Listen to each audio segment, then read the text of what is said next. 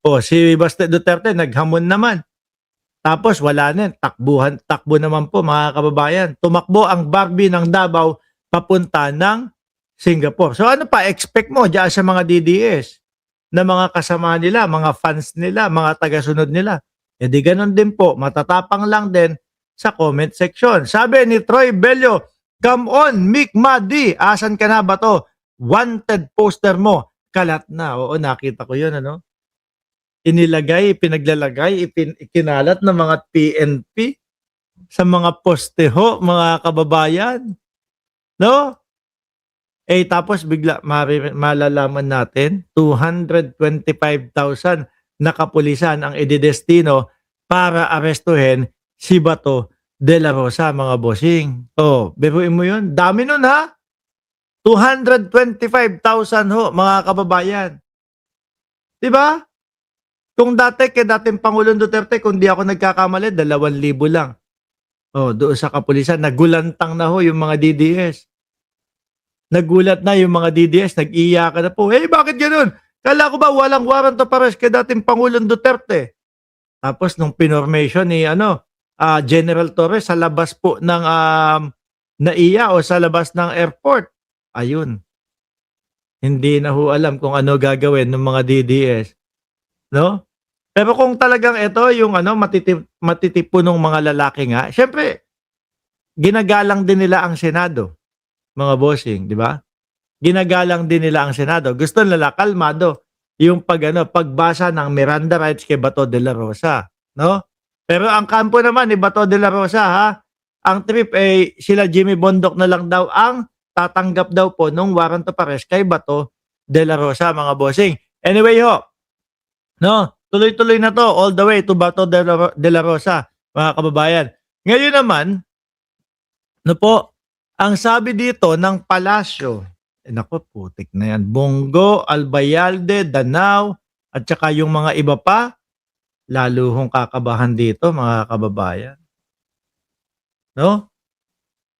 Sabi ng kung dati ho, mga boss chief amo sir ha, ang sinasagot at sinasabi ng Malacanang kapag kayong may arestuhan o may mga ganito, ang sinasabi ng Malacanang ay hindi sila makikialam sa mga ganyan, di ba ho? Ngayon, iba na ho, mga bossing.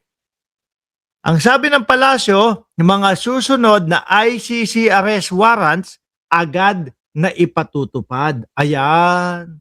Sino po sa tingin ninyo, mga bossing, ang kakalembang ang itlog kapag nakita, narinig itong mga ganitong pahayag ng mismong palasyo na po?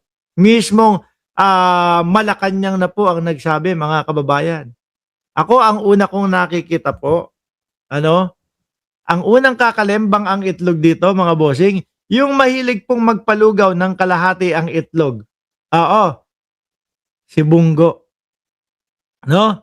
Siya pinakasikat doon sa third batch Tsaka kapag kayong mga ganito na po, mga kababayan, lalong-lalo na nasambit ng dating senador na si Antonio Trillanes IV, na si Bongo ay ilang di pa na lang po o ilang buwan na lang ang itatagal, malamang ho yan, mga kababayan, 100% totoo po yan.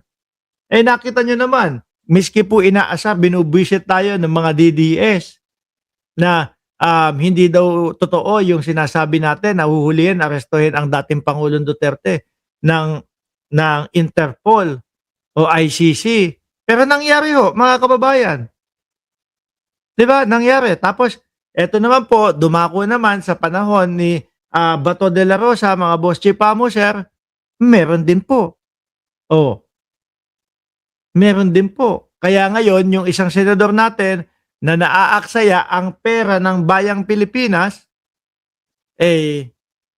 nagtatago ho, mga kababayan. Sabi ni Troy Bello, next na si Bongo, Mr. Malasakit, no? Mr. Mailasakit, sigurado double iyakan mga DDS. Kaya nga po doon sa mga bagong interview ni Bongo, medyo nagpapaawa na po Kulang na lang ho, maiyak na mga kababayan, kulang na lang po tumulo ang luha bakit? Hindi naman kasi aabot sa punto at sa ganitong sitwasyon, mga boss chief amo sir, ang kanilang sitwasyon, kung dati po nung sila ay nanunungkulan, ay binigyan nila ng pag-asa, no? Yung mga nagrereklamo, yung mga kamag-anak ng mga nasawi noon pong tokhang nila. Eh hindi eh. Yung tipo bang asta nila, naku, walang mangyayari diyan.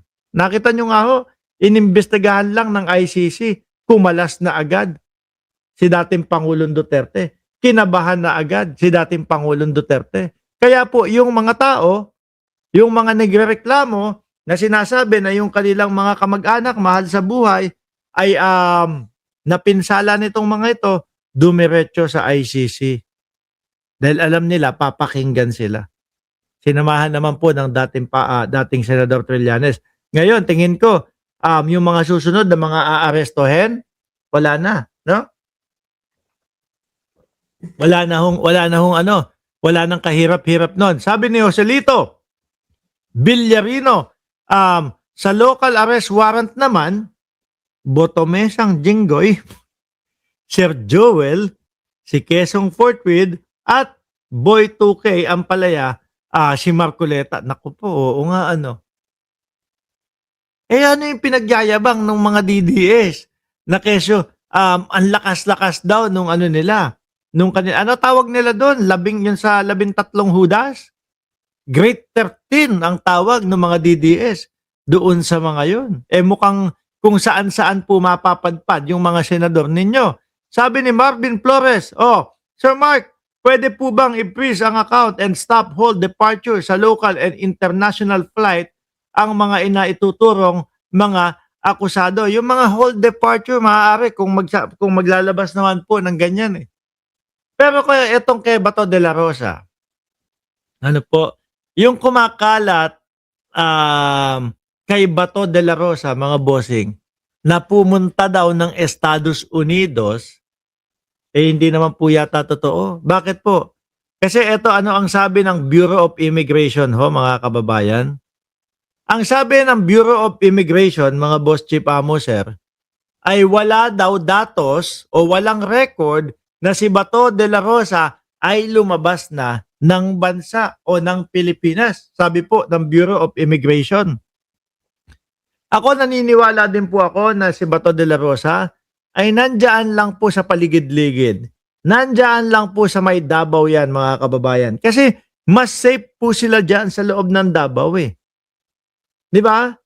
Mas safe po yan sila Bato de la Rosa sa loob ng Davao. Merong mga kamag-anak, merong mga kaibigan, merong mga kapangyarihan kapag ka nasa loob ng Davao. Tingnan nyo nga si Kibuloy, di ba? Kahit pa paano, tumagal din bago arestuhin o mahuli, mga bossing. So kapag ka lumabas si Bato de la Rosa ng Pilipinas, mas mapapadali po, mga kababayan, ang pag-aresto, pagkuha diyan kay Bato de la Rosa. Di ba?